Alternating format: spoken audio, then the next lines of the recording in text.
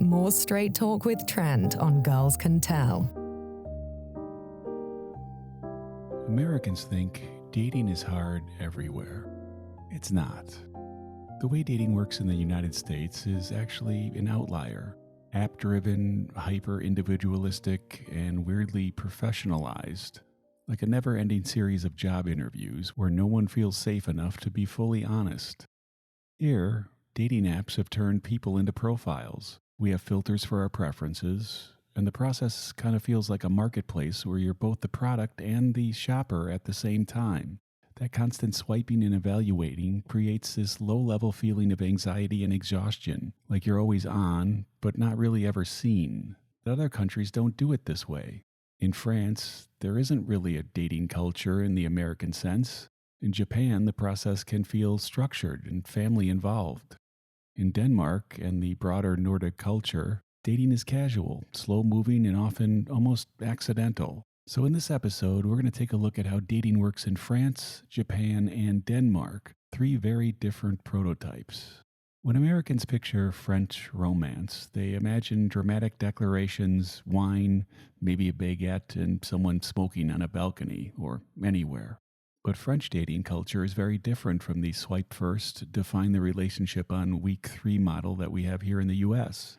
In the US, there are stages: talking, going on dates, seeing each other, and then finally the infamous "what are we" conversation that two people have to try to define it with labels. In France, that formal dating phase is much less pronounced. There often is no long, casual, dating multiple people stage at all. Instead, people tend to meet through friends, school, work, or social settings, and then simply start spending time together. There may be dinners, walks, late nights, talking, but nobody sits down for a formal negotiation about exclusivity the way many Americans do. The key difference is, as soon as there's a first kiss, culturally that implies you are now a couple. French cultural observers consistently note this pattern. Once you kiss, exclusivity is assumed without needing to have a conversation about it, something I learned firsthand to be very true. That means in French relationships, there's a built-in expectation of loyalty and focus from much earlier on. A cultural anthropologist who studied French-American differences found that the French operate on an implicit understanding in relationships, while Americans need everything verbalized and labeled at every stage. Another difference is the order of intimacy. In France, physical intimacy can happen early, but it exists inside a quickly established couplehood instead of months of ambiguous, non-exclusive situationships. People may take emotional disclosure slowly, but they're not juggling other romantic interests while deciding if they want to commit. This works for people there because it reduces the pressure around each interaction. If you're not auditioning for a role against a lineup of competitors, you can just sort of be yourself. Secondly, it takes away some of the decision fatigue Americans experience when dating is framed as shopping for the best possible match out of endless options. Research on choice overload shows having too many options actually decreases satisfaction and increases anxiety, exactly what happens with dating apps. There's a lot less of an obsession with labels and milestones. You don't need to send the "what are we" text because the structure answers the question. Once you're together, you're together. That frees mental energy that, in the US, often gets spent on decoding text messages, reading between the lines of social media, and trying to guess whether exclusivity is implied or not. So if American dating is like a never-ending series of interviews, French dating is closer to like, we're doing this until we're not, with much more assumed loyalty from the start. Japan offers almost the exact opposite structure, where relationships can be quite formal, intentional, and family involved. Historically, arranged introductions and matchmakers, called omiai, have played a role in connecting people who are seen as compatible in background, values, and life stage. It functions more like structural matchmaking, sometimes with families or professional matchmakers involved. As recently as 2015, about 5.5% of Japanese marriages still came from traditional omiai arrangements, down from over 60% in the 1960s, but still a real part of the culture. Even today, more modern versions exist through matchmaking agencies and events where people explicitly attend to find long-term partners, not casual flings. Apps like Paris and omiai market themselves specifically for serious relationships.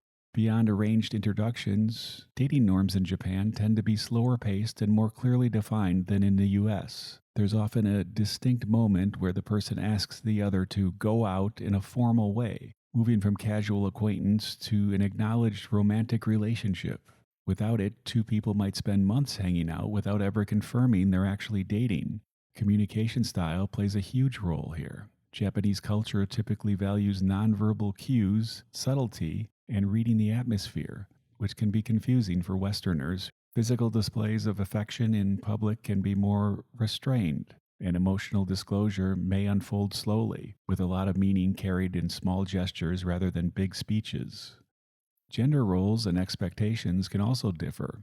Some research shows that while Japanese women increasingly initiate relationships, traditional expectations about long-term roles still shape dating behavior significantly.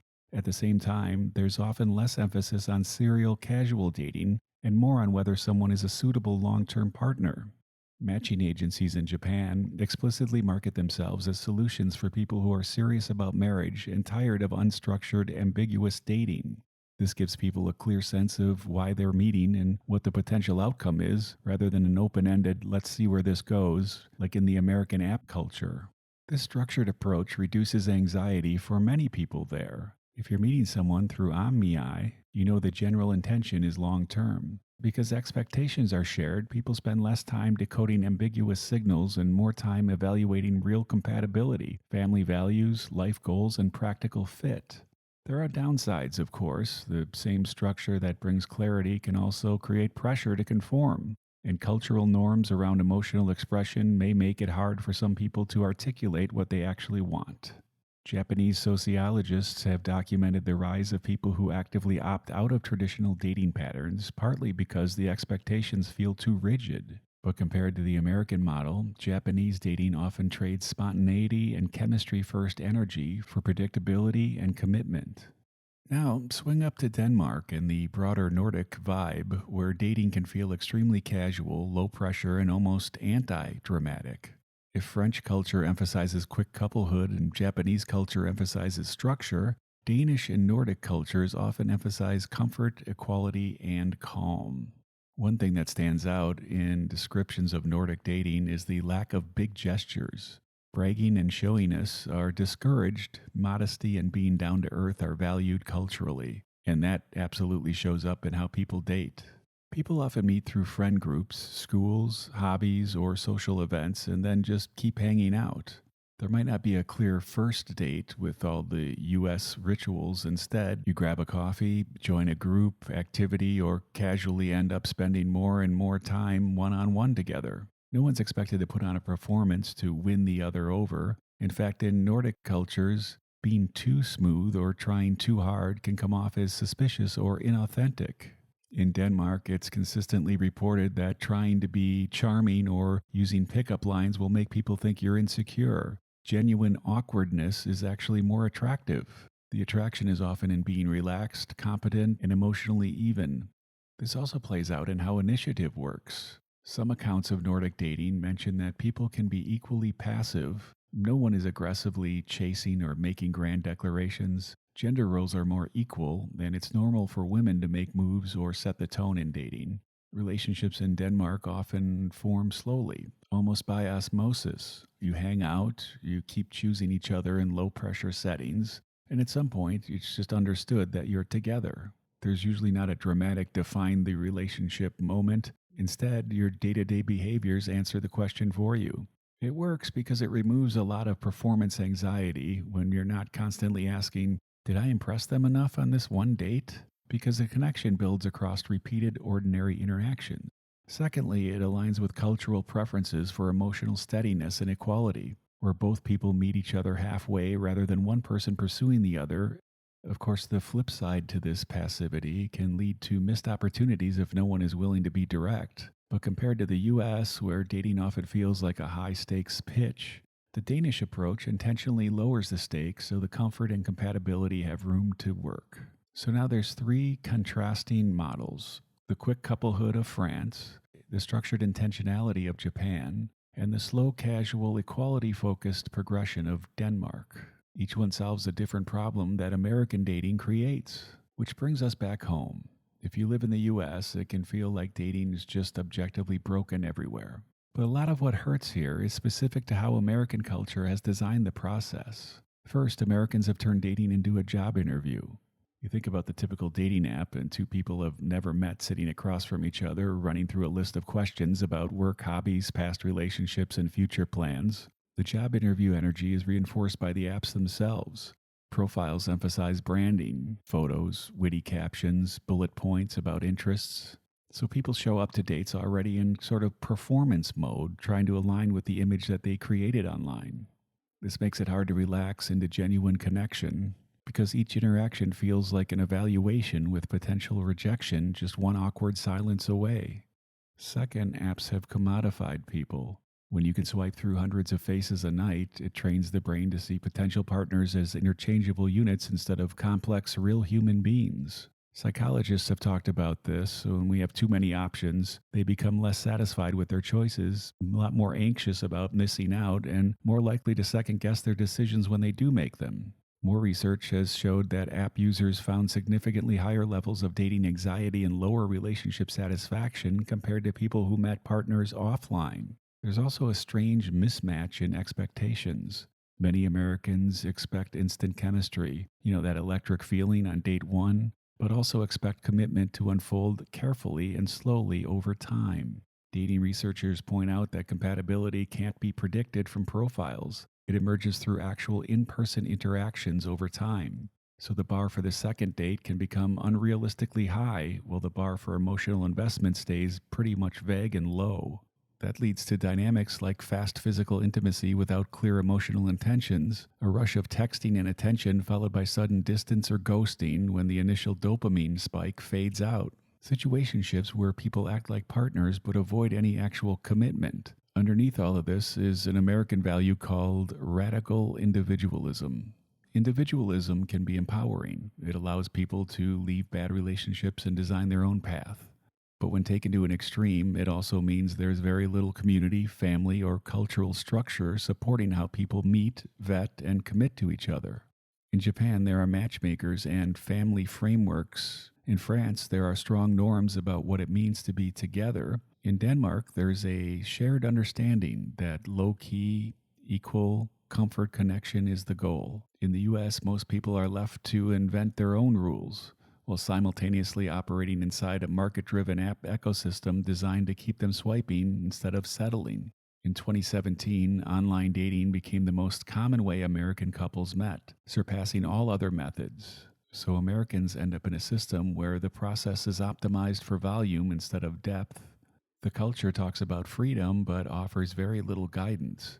People are encouraged to protect themselves emotionally, but not given the tools to actually build secure, lasting bonds. It's no wonder why so many people describe modern dating as exhausting, confusing, and impossible, even though they technically have more options than any previous generation. Dating doesn't have to be this hard. That misery is not your proof that people are broken, but it is evidence that the system we're using was not designed for genuine connection. France shows what happens when you drop the prolonged ambiguity and commit earlier, even if things still end sometimes. Japan shows the relief that comes from a clear structure and shared expectations, where everyone knows the rules of the game. Denmark shows the power of taking performance pressure out of the equation altogether and letting comfort and equality lead. America, right now, is running a dating experiment. High choice, low structure, app-mediated, and hyper-individualistic. It delivers a lot of matches, a lot of stories, but not nearly enough structure, grounded relationships for the amount of effort people are putting into it. But we can borrow from what works, like from France, less obsession with the talk, more assumption of focus once there's real intimacy. And from Japan, more intentionality and clearer conversations about long-term goals. From Denmark, more low-key group hangs, more equality, less pressure to dazzle on every first date. American dating is uniquely open to being redesigned by quietly changing the rules you personally play by, choosing depth over volume, clarity over ambiguity, and connection over performance. Because we got to start somewhere, and if you don't change the dating apps, then who's going to be out there doing it? Just me? And we all have to work on this. Be a little more choosy. Be a little less judgmental. Or maybe I have no idea what I'm talking about, but I'm talking about it anyway. You decide.